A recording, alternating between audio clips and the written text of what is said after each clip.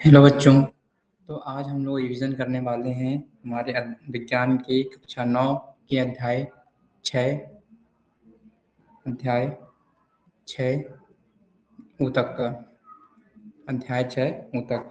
ये बहुत ही इम्पोर्टेंट हम लोगों का एक चैप्टर रहता है जो थोड़ा सा टफ भी रहता है, तो इसके बारे में हम लोग देखेंगे। तो सबसे पहली चीज़ हमको जो याद रखनी है वो क्या है कि ऊतक की परिभाषा। ऊतक क्या है? ऊतक हम लोग कहेंगे कि ऊतक क्या है? कोशिकाओं का समूह है। पहली चीज़ क्या हमको याद रखना है? कोशिकाओं का समूह। हम लोगों ने इसके पहले वाले पार्ट में पढ़ा होगा जिसका नाम है जीवन की मौलिक इकाई। तो जीवन की मौलिक इकाई क्या होती है? कोशिका होती है। तो उन्हीं कोशिकाओं का समूह, उन्हीं कोशिकाओं का एक समूह जो उत्पत्ति, तीन चीजें याद रखनी है हमको, एक तो उत्पत्ति, संरचना और कार्य। उत्पत्ति, संरचना और कार्य। कोशिकाओं का समूह जो जो उत्पत्ति, संरचना और कार्य में समान होता है, उत्पत्ति, संरचना और कार्य में समान होता है, उसे हम लोग क्या कहते हैं? उसे हम लोग ऊतक कहलाता है। उसे हम लोग क्या कहते हैं? ऊतक कहते हैं।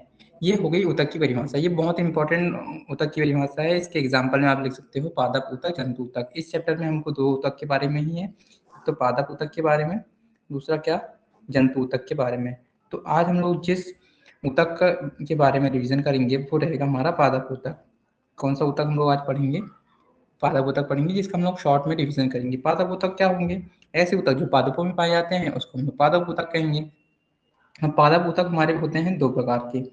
एक वो ऊतक होंगे जो विभाजन करेंगे, एक वो ऊतक होंगे जो विभाजन करेंगे या जिनमें विभाजन की क्षमता होगी, विभाजन की क्षमता होगी। और एक वो ऊतक होंगे जिनमें विभाजन की क्षमता नहीं होगी, विभाजन की क्षमता नहीं होगी। तो जिनमें विभाजन की क्षमता होगी उसको हम लोग क्या कहेंगे? उसको हम लोग विभाज्य ऊतक कह देंगे। क्या कह देंगे भाई? विभाज्य ऊतक कह देंगे। तो जिनमें विभाजन की क्षमता हो गई उसको हम लोगों ने क्या कह दिया? विभाज्य ऊतक कह दिया। और जिनमें विभाजन की क्षमता नहीं हुई उसको हम लोगों ने स्थायी ऊतक कह दिया। स्थायी ऊतक हम लोगों ने उसको कह दिया। एक्चुअली जो स्थायी ऊतक होते हैं वो बनते तो विभाज्य ऊतक से ही हैं, क्योंकि जो विभाज्य ऊतक जिनमें जब विभेदन के बाद अपनी विभाजन की क्षमता खो देते हैं तो वो क्या बन जाते हैं? स्थायी ऊतक बन जाते हैं। अब हम लोग बात करेंगे विभाज्य ऊतक कितने प्रकार के होते हैं। विभाज्य ऊतक की परिभाषा क्या हुई? ऐसे ऊतक जिनमें विभाजन की क्षमता होती है विभाज्य ऊतक कहलाते हैं, जिनमें विभाजन की क्षमता नहीं होती वो स्थायी ऊतक कहलाते हैं। अब विभाज्य ऊतक तीन प्रकार के होते हैं। पहला शीर्ष विभाज्य ऊतक, दूसरा हो जाएगा हमारा पार्श्व विभाज्य ऊतक और तीसरा हो जाएगा अंतर्विष्ट विभाज्य ऊतक। कौन कौन से विभाज्य ऊतक? शीर्ष विभाज्य ऊतक, पार्श्व विभाज्य ऊतक और अंतर्विष्ट विभाज्य ऊतक। अंतर्विष्ट विभाज्य ऊतक। अगर हम लोग शीर्ष विभाज्य ऊतक की बात करेंगे तो शीर्ष विभाज्य ऊतक कहाँ पाया जाता है? पेड़ पौधों की सिरों में पाया जाता है। सिरों में मतलब या तो तने के शीर्ष भाग पर पाया जाएगा या तो जड़ के शीर्ष भाग पर पाया जाएगा। पार्श्व विभाज्य ऊतक जो होता है पौधे के पार्श्व भाग में यानी कि आसपास के क्षेत्र में पाया जाता है। और अंतर्विष्ट जो होता है पौधे के बीच में बचा हुआ भाग होता है पार्श्व विभाज्य ऊतक और शीर्ष विभाज्य ऊतक का। ये हमारे विभाज्य ऊतक के प्रकार हो गए। अब स्थायी ऊतक की अगर हम लोग बात करते हैं तो स्थायी ऊतक होता है दो प्रकार का। कौन कौन सा है दो प्रकार हुई? पहला हो जाएगा सरल, दूसरा हो जाएगा जटिल। पहला क्या हो गया? सरल हो गया, दूसरा हो गया जटिल। सरल स्थायी ऊतक किसको कहेंगे हम लोग? सरल स्थायी ऊतक क्या है? तो ऐसे ऊतक जो केवल एक ही प्रकार की कोशिकाओं से मिलकर बने होते हैं उसको हम लोग क्या कहते हैं? सरल स्थायी ऊतक कहते हैं। लेकिन जो एक से अधिक प्रकार की कोशिकाओं से मिलकर बने होते हैं, एक से अधिक प्रकार की कोशिकाओं से मिलकर बने होते हैं उसको हम लोग क्या कहते हैं? जटिल स्थायी ऊतक कहते हैं। अब सरल स्थायी ऊतक के बारे में जब हम लोग बात करते हैं तो सरल स्थायी ऊतक हमारे पास आ जाता है तीन प्रकार का। पहला हो जाता है पैरेन्काइमा, जिसको हम लोग हिंदी में मृदूतक भी कहते हैं, पैरेन्काइमा। दूसरा आ जाएगा कोलेनकाइमा और तीसरा आ जाएगा हमारा क्या? स्क्लेरेन्काइमा। स्क्लेरेनकाइमा। पहला हो गया पैरेनकाइमा, दूसरा कोलेनकाइमा और तीसरा हो जाएगा स्क्लेरेनकाइमा। हम लोग बात करेंगे तो ये क्या करती है, इसका मेन काम होता है भोजन का संचय करना। कोलेनकाइमा की हम लोग बात करें तो ये पौधे को लचीला बनाता है, और स्क्लेरेनकाइमा क्या करता है, पौधे को कठोर बनाता है।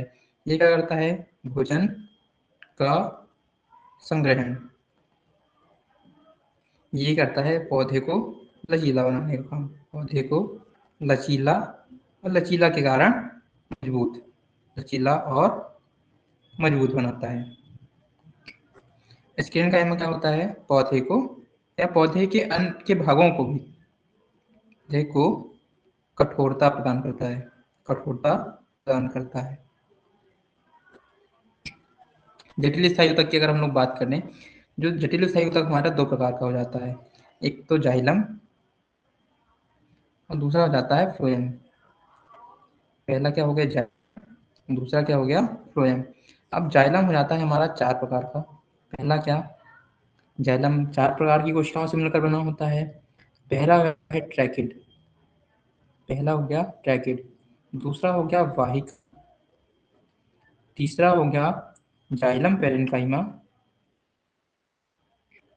पेरेनकाइमा हो गया जाइलम फाइबर, जाइलम फाइबर। इसी प्रकार अगर हम लोग फ्लोएम की बात करें तो फ्लोएम में पहली जो कोशिका होती है वो होती है चालनी नलिका। पहली कोशिका होगी चालनी नलिका, उसके साथ में होती है उसकी साथी कोशिका। चालनी नलिका के साथ कौन रहेगा, साथी कोशिका। तीसरा इसमें हो जाएगा फ्लोएम पेरेनकाइमा। जाइलम में क्या थी, फ्लोएम में क्या हो जाएगी, फ्लोएम पेरेनकाइमा। क्या था जाइलम फाइबर, तो फ्लोएम में क्या हो जाएगा, फ्लोएम फाइबर, फ्लोएम फाइबर। तो इस प्रकार से हमारा ये सारा वर्गीकरण काम करता है। और फिर से हम लोग देखेंगे कि ऊतक, ऊतक किसे कहेंगे, कोशिकाओं का समूह, जो उत्पत्ति, संरचना और कार्य में समान होता है, क्या कहलाता है, ऊतक कहलाता है। अब हम लोग दो प्रकार के ऊतक पढ़ेंगे, पहला पादप ऊतक, दूसरा जंतु ऊतक। जंतु ऊतक के बारे में अगली क्लास में हम लोग रिविजन करेंगे। यहाँ पर हम लोग पादप ऊतक के बारे में रिविजन कर रहे हैं। पादप ऊतक में वो ऊतक जिनमें विभाजन की क्षमता होती है उसको हम लोग कहते हैं विभाजन करने ऊतक या विभाज्य ऊतक। अब ये विभाज्य ऊतक होते हैं तीन प्रकार के, शीर्ष विभाज्य ऊतक, पार्श्व विभाज्य ऊतक और अंतर्विष्ट विभाज्य ऊतक। शीर्ष, पार्श्व, अंतर्विष्ट, शीर्ष, पार्श्व, अंतर्विष्ट। अब विभाजन की क्षमता जिनमें नहीं होती उनको कहते हैं स्थायी ऊतक। पहला हो जाता है सरल स्थायी ऊतक, दूसरा हो जाता है जटिल स्थायी ऊतक। जो एक ही प्रकार की होंगे उनको सरल स्थायी ऊतक, जो अलग अलग प्रकार की कोशिकाओं से मिलकर बने होंगे उनको जटिल स्थायी ऊतक। परिभाषा कैसे लिखेंगे, ऐसे स्थायी ऊतक एक प्रकार की कोशिकाओं से मिलकर बने होते हैं सरल स्थायी ऊतक कहलाते हैं। लेकिन ऐसे ऊतक जो दो या दो से अधिक प्रकार की कोशिकाओं से मिलकर बने होते हैं जटिल स्थायी ऊतक कहलाते हैं। अब सरल स्थायी ऊतक की हम लोग बात कर लेते हैं, तो इसको ये तीन प्रकार का होता है, काइमा, collenchyma, sclerenchyma. Parenchyma, collenchyma, sclerenchyma. जटिल स्थायी ऊतक की बात करें तो ये दो प्रकार का हो जाएगा, जाइलम और दूसरा फ्लोएम। जाइलम और फ्लोएम के अंदर चार प्रकार की कोशिकाएं होती हैं। पहला हो जाता है ट्रैकिड, दूसरा हो जाता है वाहिका, हो जाती है जाइलम फाइबर। ये दोनों कॉमन किसमें, जाइलम में भी और फ्लोएम में भी। आपको याद रखने हैं ट्रैकिड और वाहिका। और जाइलम में जाएगी जाइलम पेरेनकाइमा, फ्लोएम में जाएगी फ्लोएम पेरेनकाइमा। जाइलम में जाएगा जाइलम, फ्लोएम फाइबर। तो इस प्रकार से इसमें ट्रैकिड, वाहिका होती है, इसमें चालनी नलिका और साथी कोशिकाएं होती हैं। तो ये था आज का रिवीजन। इसके बाद जो होगा अगला जो लेक्चर होगा वो होगा जंतु ऊतक का रिवीजन होगा। आज हम लोगों ने पादप ऊतक का रिवीजन करा, कल हम लोग एक क्लास लेकर और इनके कार्यों के बारे में भी बात कर लेंगे। Thank you.